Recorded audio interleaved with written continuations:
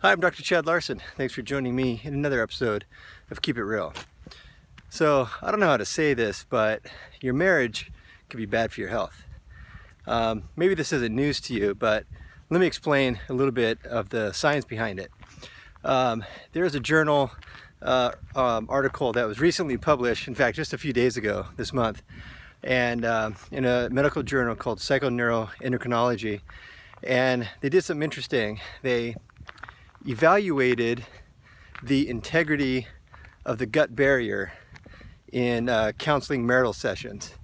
And what they found out is that the more hostile exchanges between the husband and wife in the marital counseling session, the greater the degree of compromise to the gut barrier.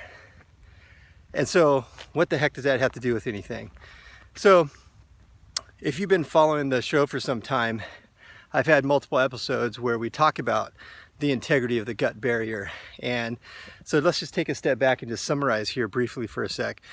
So the gut barrier, remember, your gut is basically a tube. Your small intestine and large intestine are basically a tube. So if you take the wall of that tube and you blow it up, what you see is that there's a really robust barrier system. And this barrier system keeps things that are floating by in the GI tract from getting absorbed and into your circulation that shouldn't be. Only the things that are supposed to get through that barrier system are very, very small. Think of like vitamins and minerals and amino acids.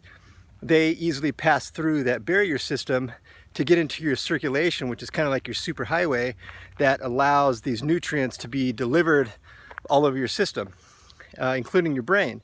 And so what happens is, if there's compromise to this barrier system, sometimes we call it leaky gut.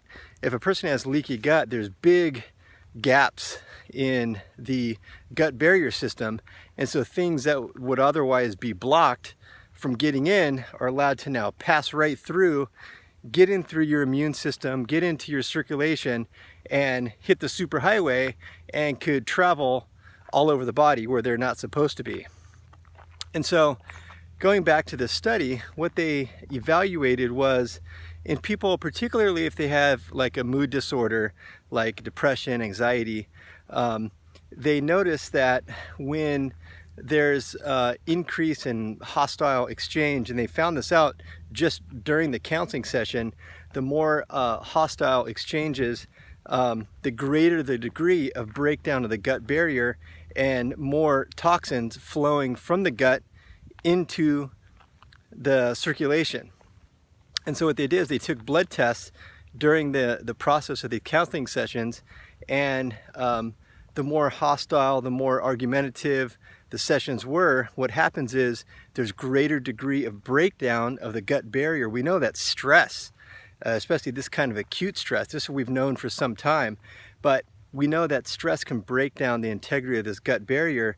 But then what's on the inside of the gut, remember, we have maybe 3, 4, 5 pounds of bacteria in the gut.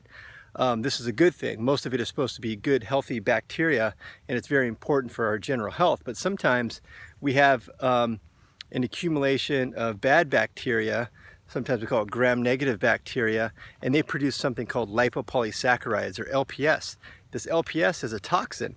And so if there's now leaky gut or breakdown of the gut barrier, this LPS substance is allowed to get through the barrier system into your circulation. And what we know is that LPS, once it's outside the gut where it's not supposed to be and it's floating around in your circulation, it's been well documented that it can go up to the brain, break down the blood-brain barrier, and then infiltrate the brain and cause inflammation.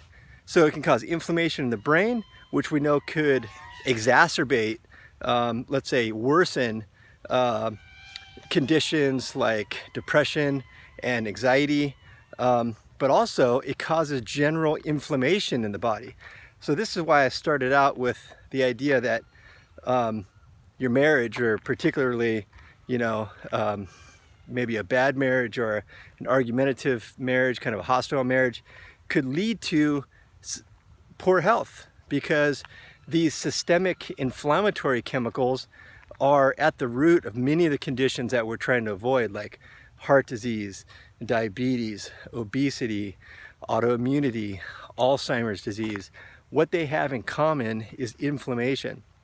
And once this LPS toxin gets outside the gut and into your circulation, it goes to your liver and it causes an increase of inflammation chemicals.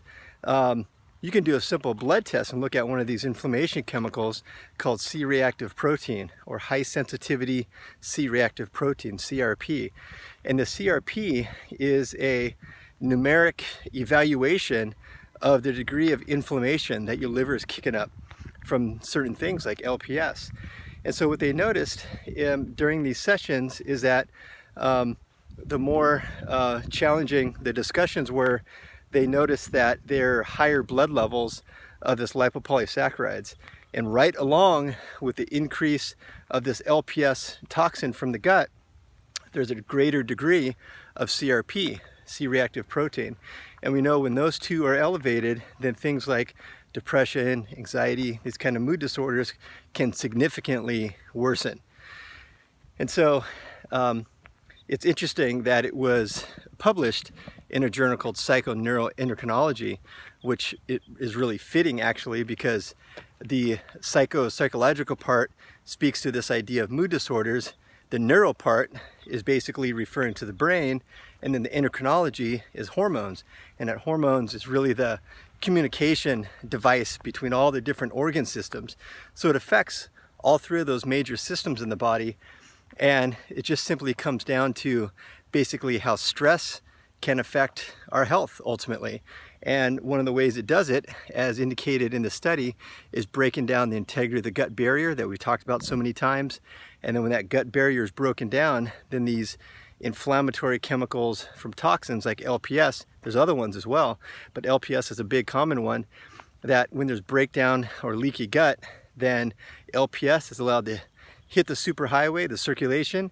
It could affect multiple organ systems in the body, including the liver, including the brain. It could really exacerbate symptoms that you might already experience, and it could even lead to increased risk factor for other things, other chronic diseases that we're trying to avoid. So I hope this is a little food for thought. I hope this helps to, when we talk about things like diet and lifestyle, what are we talking about when we're talking about lifestyle? Oftentimes, most people think that we're just talking about exercise, but we're talking about relationships. We're talking about your daily life activities, the way you communicate with other people. And this has a really important bearing on your general health. And this study really helps to prove that. So hopefully you got something for this. I'll keep reading you the studies and bringing you the information. Until then, keep it real.